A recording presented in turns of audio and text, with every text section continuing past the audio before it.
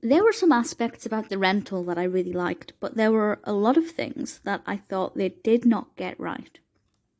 So I will say straight away, I'd probably recommend this, but don't expect anything amazing. So this was released in 2020. I think it's just gone on to Amazon Prime in the UK just now. And this was directed and written by Dave Franco, with a screenplay also by Joe Swanberg. And it stars Dan Stevens, Alison Brie, Sheila Vand, Jeremy Allen White, and also Toby Huss. I have to say, Toby Huss gave a great performance as Taylor. I really liked that character. I can't work out whether or not I was supposed to. I feel like I wasn't, but I really liked that character. I enjoyed his role in this. And I kind of felt like I sided with him, but maybe that's because of my dislike of most of the other characters. We have Charlie, Michelle, Mina, and Josh. And the only one of those that I liked is Michelle, played by Alison Brie.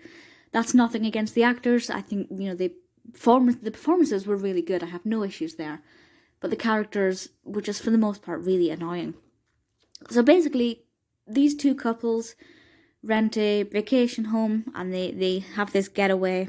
But straight away, there's supposed to be something quite creepy. The person who rented to them is questionable. And obviously, as the narrative unfolds, we find more and more things that make him potentially suspect. Now, when I say more and more things, I mean one thing. There is one thing that happens that makes us wonder if he's a good person or not.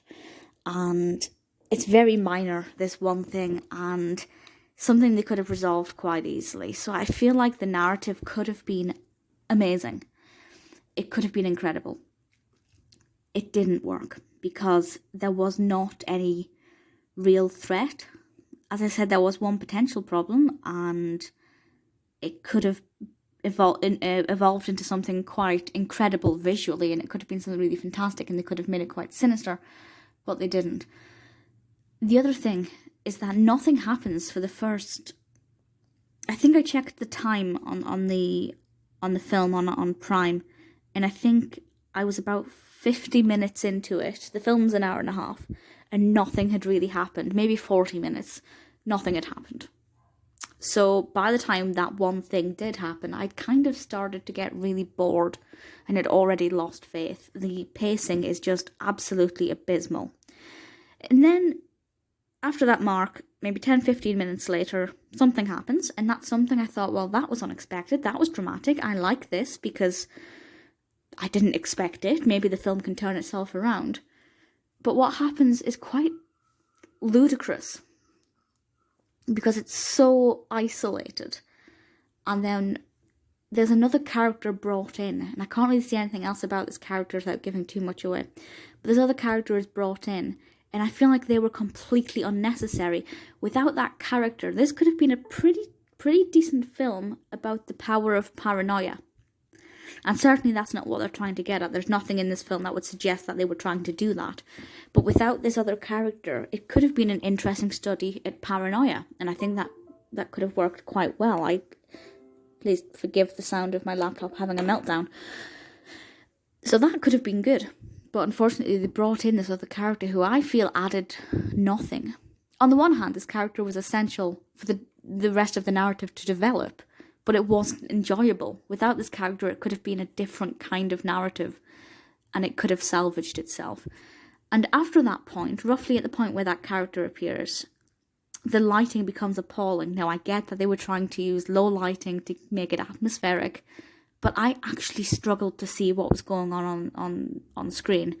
And I had my tablet brightness up all the way, and I just really struggled to see what was on screen.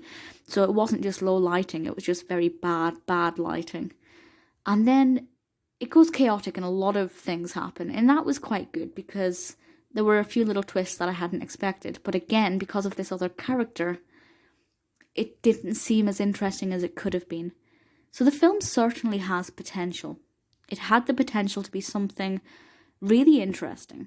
But the pacing was wrong. The characters, for the most part, were dull, apart from Taylor and a little bit of Michelle. The lighting was abysmal. It wasn't scary. That didn't feel like any real kind of threat.